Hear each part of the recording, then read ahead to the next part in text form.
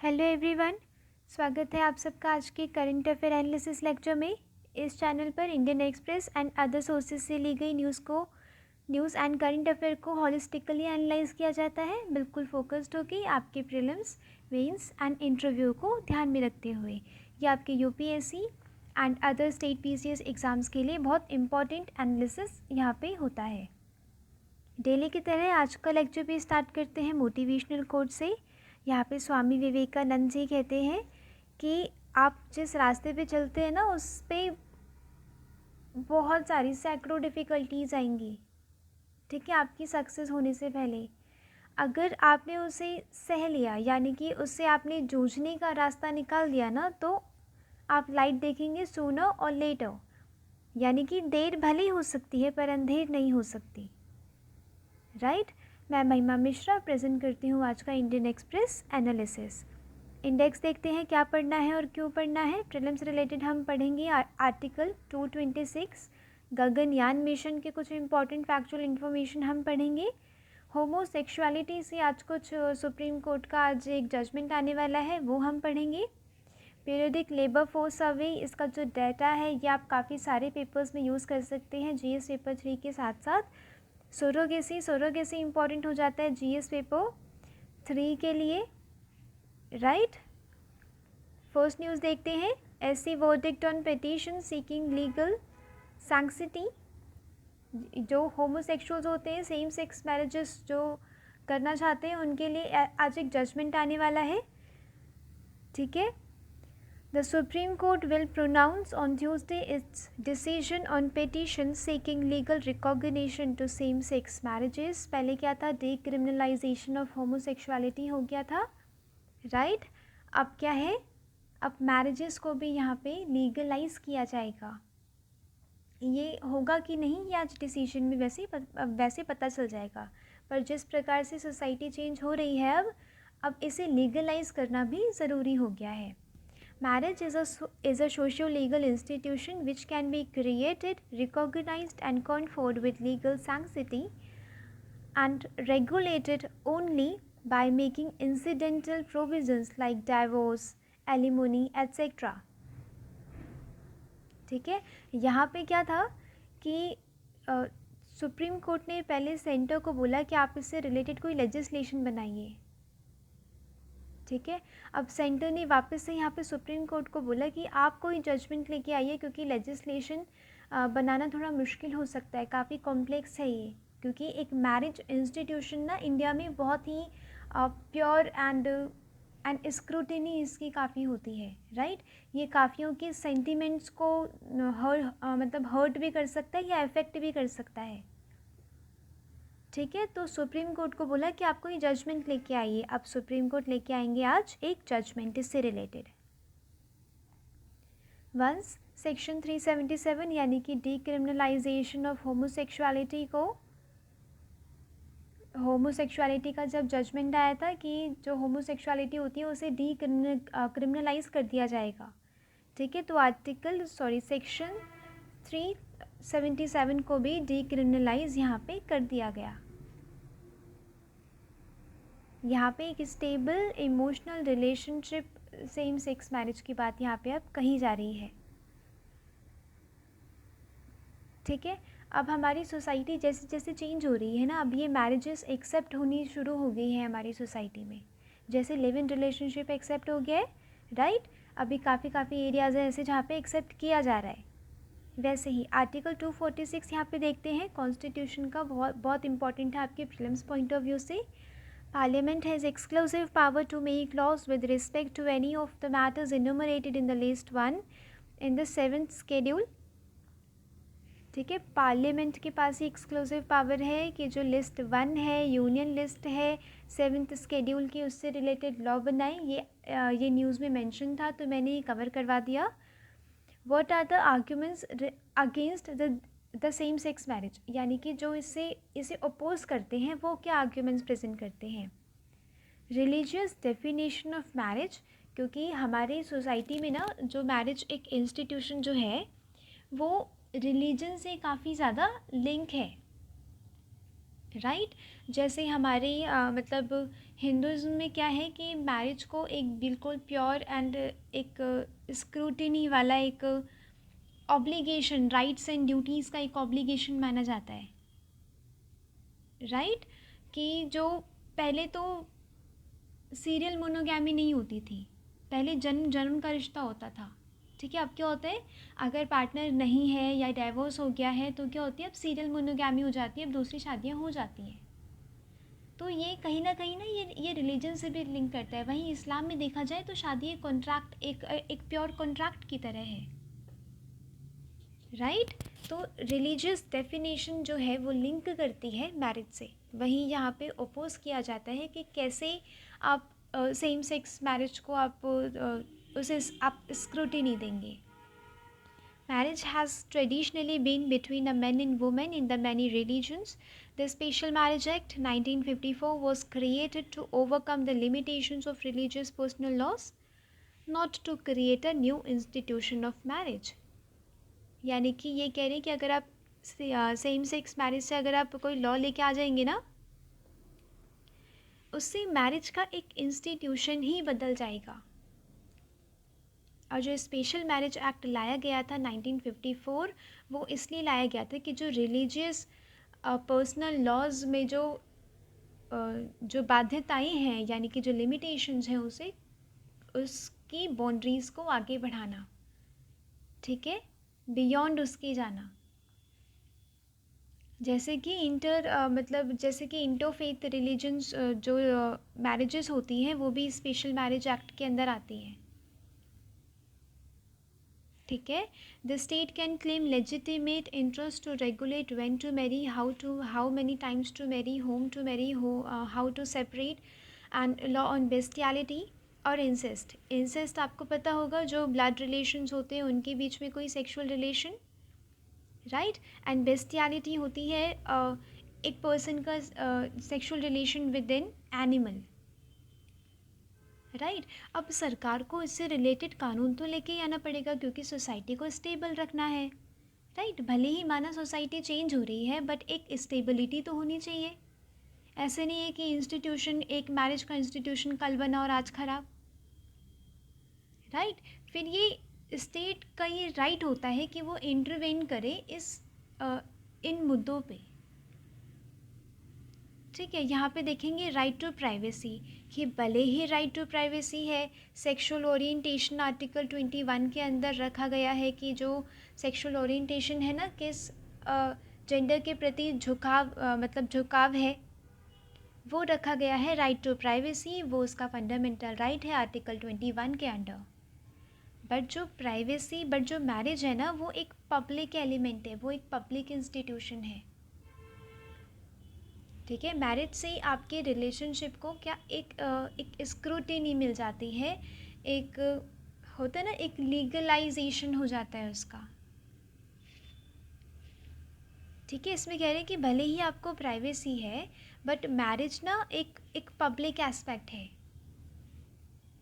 अब देखते हैं सुप्रीम कोर्ट किन किन पॉइंट्स पे अपना जजमेंट देगी। Legislation by Parliament. Only Parliament has the authority to decide the same-sex marriage, as it is a matter of democratic right and court should not legislate on the issue. Right यहाँ पे कुछ लोग ऐसे oppose करते हैं कि यहाँ पे पार्लियामेंट को बोलो लॉ बनाने के लिए, क्योंकि उसका अधिकार है सिर्फ, सुप्रीम कोर्ट ना आए बीच में। Interpreting the law. The Special Marriage Act cannot be interpreted to include the same-sex marriage because the act entire architecture would need to be examined, यानी कि पूरा का पूरा स्पेशल मैरिज एक्ट हमें चेंज करना होगा अगर हम सेम सेक्स मैरिज का उसमें कुछ प्रोविजंस लेके आना चाहते हैं तो। For example, act provides specific rights to a wife, यानी कि जो स्पेशल मैरिज एक्ट 1954 का एक्ट है ना, वो क्या कुछ अधिकार देता है पत्नी को। अब सेम सेक्स मैरिज में कौन हस्बैंड है कौन वाइफ है ये पता ही नहीं चलता, राइट। तो वो वाइफ वाले अधिकार आप किसे देंगे। Additionally allowing one party in the same sex marriage to have a specific right could create a problem for heterosexual marriages, ठीक है। यानी कि अगर आप सेम सेक्स मैरिज को अगर आप किसी एक पर्टिकुलर पर्सन को आप वो देते हैं, राइट देते हैं वाइफ वाले, तो ये हेटेरोसेक्सुअल मैरिज को भी कहीं ना कहीं अफेक्ट करेगा. Law provides specific rights to a wife, like law says that wife acquires the domicile of the husband upon marriage. So who will be the wife in the same sex marriage, right? जो lesbian and gay marriages होती हैं उसमें पता ही नहीं चलता कि husband wife कौन है, जिस वजह से rights के कुछ issues देखे जा सकते हैं. ठीक है. स्पेशल मैरिज एक्ट 1954 ये भी कहता है कि आप डाइवोर्स ले सकते हैं अगर हस्बैंड गिल्टी है रेप का, सोडोमी का या बेस्टियलिटी का. ठीक है, तब डाइवोर्स आप ले सकते हैं. बट वाइफ कौन है होमोसेक्सुअल मैरिज में, ये पता नहीं. Issues of adoption of children. अब नेचुरल प्रोसेस तो बेबी अब नेचुरल प्रोसेस से तो बेबी कंसीव नहीं किया जा सकता सेम सेक्स मैरिजेस में, तो ये प्रेफर करते हैं एडॉप्शन करना. ठीक है. It can lead to societal stigma, यानी कि जो वो बेबी है उसे मतलब सोसाइटल स्टिग्मा झेलना पड़ सकता है, डिस्क्रिमिनेशन, क्योंकि अभी भी पूर्ण रूप से सोसाइटी ने सेम सेक्स मैरिजेस को एक्सेप्ट नहीं किया है. इमोशनल एंड साइकोलॉजिकल वेलबींग उसकी इफ़ेक्ट हो सकती है उस बच्चे की.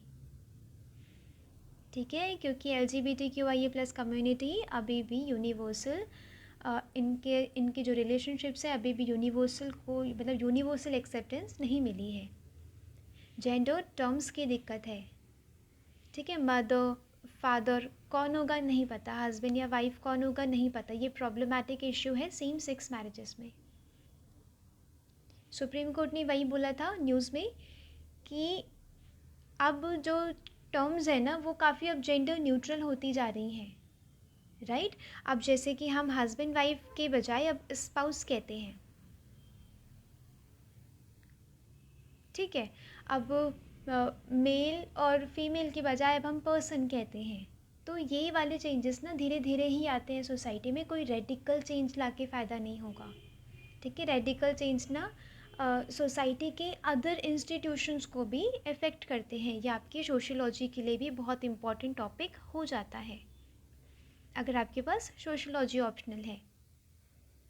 अब इसके फेवर में कौन कौन से पॉइंट्स हैं. सबसे पहला पॉइंट इंक्लूसिविटी. आप मैरिज उनका जो फंडामेंटल राइट है आप उसे डिनाई नहीं कर सकते. The demand for marriage equality comes from less economically privileged people who need legal protection. Claiming that it's a matter of urban elites is deceptive. The story of Leela and Urmila, two policewomen who were suspended and locked up for getting married in 1987, shows the discrimination faced by, यानी कि two policewomen थी लीला and Urmila जो एक दूसरे से शादी करना चाहती थी, बट उन्हें लॉक कर दिया मतलब लॉक कर दिया गया था, उन्हें सस्पेंड कर दिया गया था. 1987 की बात है, यानी कि ये तब से ही चलता आ रहा है. ठीक है. ये चीज़ दिखाती है कि LGBTQIA+ कम्युनिटी कितना डिस्क्रिमिनेशन फेस करती है हमारी इंडियन सोसाइटी में. Extend special marriage act to queer Indians. The Special Marriage Act should be extended to include queer Indians by using gender-neutral languages like spouse instead of husband-wife. This would grant them right to marry without asking for special rights. ठीक है. यानी कि जो favour में है इसके वो कह रहे हैं कि आप जेंडर न्यूट्रल टर्म्स को आप यूज़ करिए जिसमें हस्बैंड वाइफ जैसे टर्म्स की दिक्कत आएंगी ही नहीं. उन्हें अपने अधिकारों को लेने के लिए इतना संघर्ष नहीं करना पड़ेगा. और ये देखना आज काफ़ी दिलचस्प होगा कि सुप्रीम कोर्ट ने किसके फेवर में अपना जजमेंट दिया है. ठीक है. जजमेंट देने के बाद अब उसी हिसाब से फिर लॉज बनाए जाएंगे. Next important, what is the latest job data says. ये बहुत इंपॉर्टेंट है आपके प्रीलिम्स पॉइंट ऑफ व्यू से. अगर आप डाटा को यूज़ करना चाहते हैं तो आप GS पेपर 1 अनएम्प्लॉयमेंट वगैरह में अनएम्प्लॉयमेंट हो गया या फीमेल लेबर फोर्स पार्टिसिपेशन हो गया उसमें यूज़ कर सकते हैं. ठीक है. GS पेपर 2 में कि जो सरकार के जो एम्प्लॉयमेंट प्रोग्राम्स हैं वो कितने कारगर हैं उसमें आप ये डाटा दिखा सकते हैं कि देखिए अनएम्प्लॉयमेंट रेट इतना है। जीएस पेपर 3 में भी यूज़ हो सकता है, उसमें तो अनएम्प्लॉयमेंट एक टॉपिक ही है, राइट। तो ये वाला आपके सारे पेपर्स मैं बोलूँगी, जीएस पेपर 4 में थोड़ा कम यूज़ होगा, बाकी सारे पेपर्स में ऐसे में ये यूज़ किया जा सकता है। The Ministry of Statistics and Program Implementation last week released the latest installment of India's official employment data, the findings of periodic labor force survey जुलाई 2022 से जून 2023 के बीच में जो सर्वे किया गया था उसका डेटा रिलीज़ कर दिया गया है। कौन कैरी करता है survey? National sample survey office which also conducted the predecessor surveys in order to get an understanding of the state of employment in the country, यानी कि रोज़गार की क्या अभी स्थिति है, क्या दशा है, वो देखने के लिए सर्वे को कंडक्ट किया जाता है।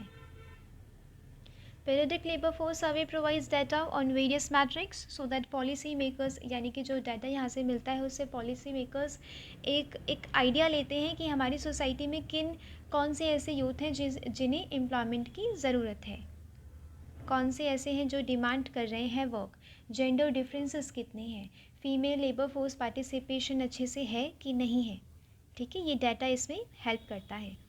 The estimate of the labour force in usual status include person who either worked or was seeking available for work for a relatively large part of 365 days preceding the date of survey, person from among the remaining population who had worked at least 30 days during the 365, this is self explanatory, यानी कि इन persons को इसमें सर्वे किया जाता है। यहाँ पे important देखते हैं कुछ पैरामीटर्स, कुछ इंडिकेटर्स जिस पे periodic labour force survey based है। Unemployment rate, it is the proportion of people who demanded work over the past year and fail to get work, यानी कि वो ऐसा एक प्रोपोर्शन है पॉपुलेशन का जो वर्क को डिमांड कर रहा है बट वर्क नहीं मिल रहा है, रोज़गार नहीं मिल रहा है, राइट। नेक्स्ट है लेबर फोर्स पार्टिसिपेशन, अभी अनएम्प्लॉयमेंट रेट कितना है? 5.1%, ये वैसे कम हुआ है। देखिए ये आपको थोड़ा बहुत याद रखना ज़रूरी है कि जैसे जैसे ईयर्स आगे बढ़ते जा रहे हैं रोज़गार जो अनएम्प्लॉयमेंट रेट है वो कम होता चला जा रहा है, ये रीसेंट सर्वे से पता चला है। 2017-18 देखिए मतलब ये कम होता जा रहा है, धीरे धीरे 5 पे आ गया है, ठीक है। आपको सिर्फ डाटा ही रट के नहीं चले जाना है, आपको डाटा के थोड़ा पीछे का समझना है कि आखिर क्या ट्रेंड रहा है इसका पिछले कुछ सालों में। Labour force participation rate, measure of the population demanding work and is presented as a proportion of population that is above 15 years। अब यहाँ पे बच्चों को इंक्लूड नहीं किया जाएगा, यहाँ पे लेबर फोर्स पार्टिसिपेशन रेट की बात हो रही है। 15 साल से बड़े के जो डिमांड कर रहे हैं काम को, वो कितना है? 54.6%, ठीक है, ये भी आपको ध्यान रखना है। लेबर फोर्स पार्टिसिपेशन रेट ये बढ़ता चला जा रहा है, ठीक है, यानी कि लेबर का पार्टिसिपेशन होता चला जा रहा है।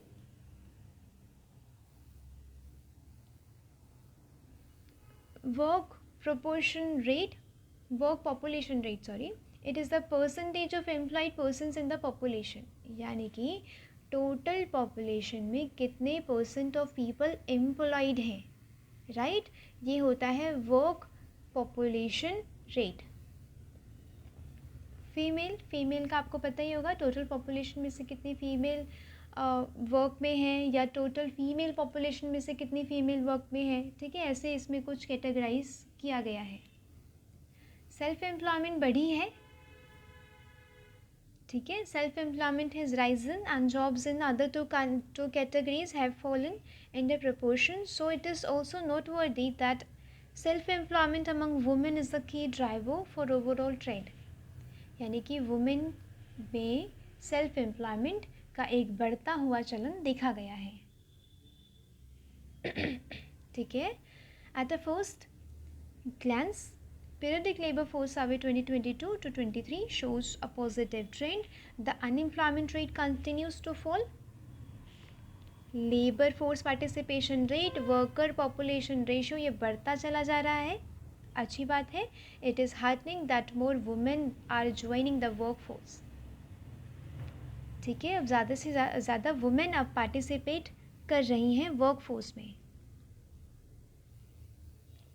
ये देखिए, labour force participation rate for females जो 15 साल से ऊपर है 31, और ये भी बढ़ता चला जा रहा है. देखिए, इस तरफ ये बढ़ता चला जा रहा है. पहले बहुत कम था. अब इसमें कुछ कैटेगरीज होती हैं, रूरल में, अर्बन में, वो कुछ अलग अलग फैक्टर्स होते हैं उसके, सोसाइटल इकोनॉमिक फैक्टर्स, जो रूरल में ज़्यादा पार्टिसिपेशन करवाता है. फॉर एग्जांपल, रूरल में अगर फीमेल एम्प्लॉयड हैं तो वो एग्रीकल्चर में है. अब जब से मेकेनाइजेशन ऑफ एग्रीकल्चर हो रहा है तब से फेमिनाइजेशन ऑफ पॉवर्टी हो जा रही है. यानी कि ये कुछ टर्म्स आपको समझनी इंपॉर्टेंट है. अब जो वुमेन वहाँ पे खेतों में काम करने जा रही थी, अब वहाँ पे मशीन्स काम कर रही हैं, तो वुमेन का तो काम गया, राइट. अब रूरल एरिया से भी जो फीमेल का जो पार्टिसिपेशन है वो कम होता जा रहा है.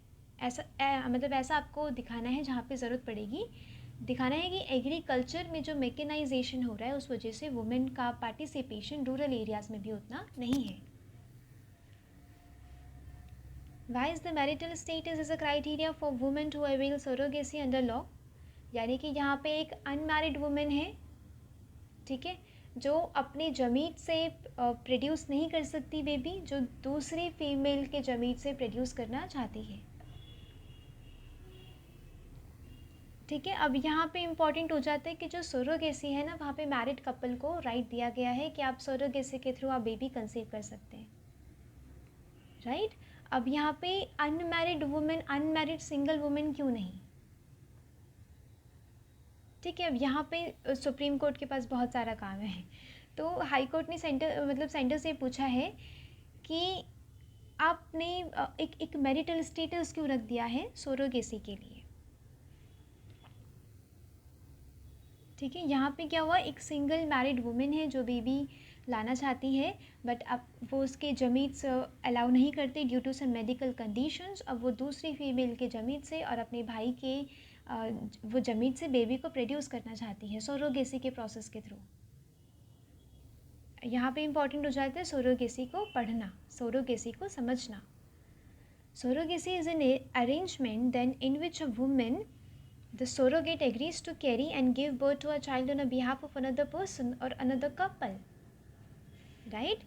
यहाँ पे देखिए, ये कपल बेबी को कंसीव करना चाहते थे, बट ड्यू टू से मेडिकल कंडीशंस नहीं हो पा रहा था, या फिर ये इंटेंशनली ये नहीं करना चाहते थे खुद से, राइट. खुद से मतलब बेबी नहीं, वो जो नेचुरल बायोलॉजिकल प्रोसेस होता है उससे बेबी को नहीं प्रोड्यूस करना चाहते थे.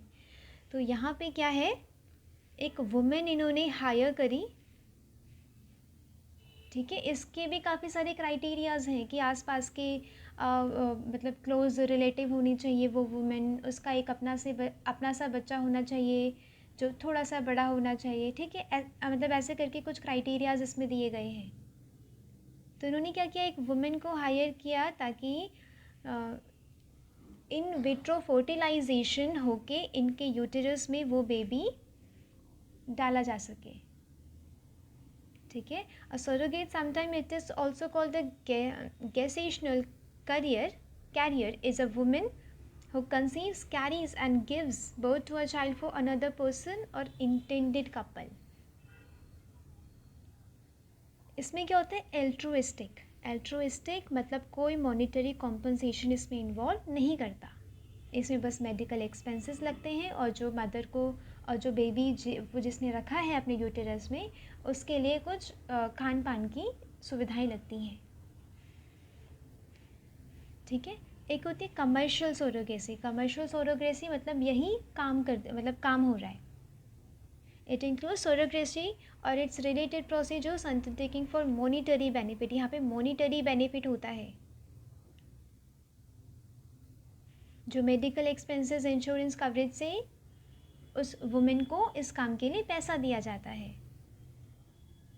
प्रोविजंस क्या है? Surrogacy regulation act 2021, women who is a widow यानी कि अगर वो विडो है या डाइवोर्सी है, बिटवीन एज, ये क्राइटेरिया है 35 to 45 years, defined as a legally married woman and men can avail for surrogacy if they have a medical condition necessitating this option.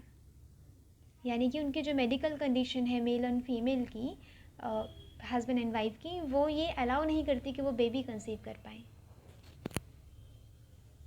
Right? वो होने चाहिए 35 से 45 साल के बीच में वुमेन होनी चाहिए, डाइवोर्सी या फिर विडो है अगर सिंगल वुमेन है तो। कमर्शियल सरोगेसी को बैन करता है क्योंकि यहाँ पे क्या होता है, ज़्यादा पैसे, अब कोई वुमेन गरीब है, राइट, उसे पैसों की ज़रूरत है, अब किसी ने क्या किया, किसी ने पैसों का लालच दिया, ठीक है, और उससे सरोगेसी करवाई, यहाँ पे एक्सप्लॉइटेशन होता है फिर उस वुमेन का। इसीलिए सरकार ने बैन किया कमर्शियल सरोगेसी, और यहाँ पे पनिशेबल 10 साल की जेल हो सकती है, 10 साल का जुर्माना भरना पड़ सकता है। यहाँ पे सिर्फ एल्ट्रोइस्टिक सरोगेसी को अलाउ किया गया है। नेक्स्ट ये इसी के साथ का इम्पॉर्टेंट है असिस्टेड रिप्रोडक्टिव टेक्नोलॉजी।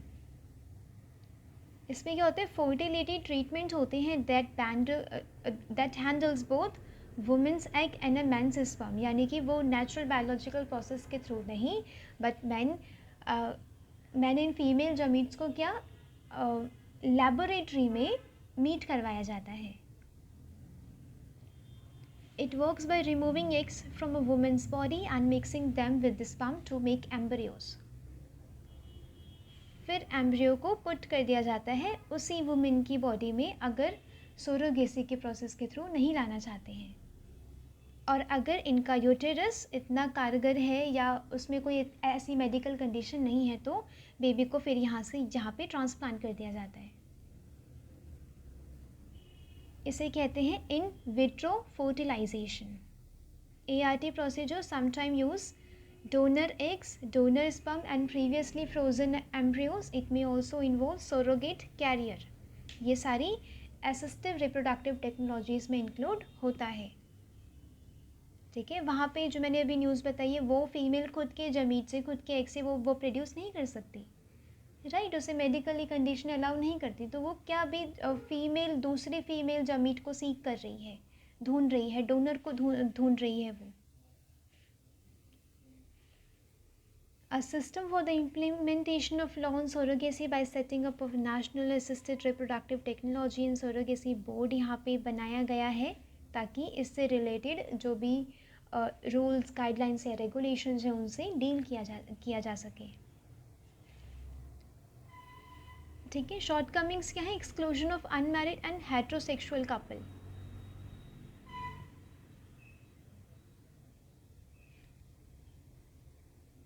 यहाँ पे कोहैबिटिंग मतलब हेट्रोसेक्सुअल कपल की बात है, और यहाँ पे होमोसेक्सुअल कपल को भी इंक्लूड नहीं किया गया है सरोगेसी में।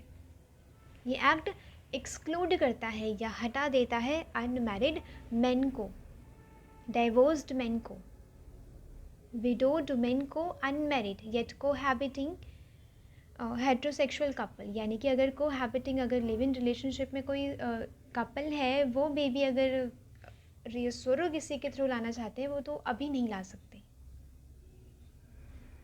Trans persons, homosexual couple, whether married और कोहैबिटिंग, ठीक है, उन्हें असिस्टिव रिप्रोडक्टिव टेक्नोलॉजी नहीं मिल सकती अभी। This exclusion is relevant as the Surrogacy Act also excludes above said persons from taking recourse to surrogacy as a method of reproduction. वो लोग surrogacy भी नहीं ले सकते हैं। Reduce the reproductive choices. The act also limited to those commissioning couples who are infertile.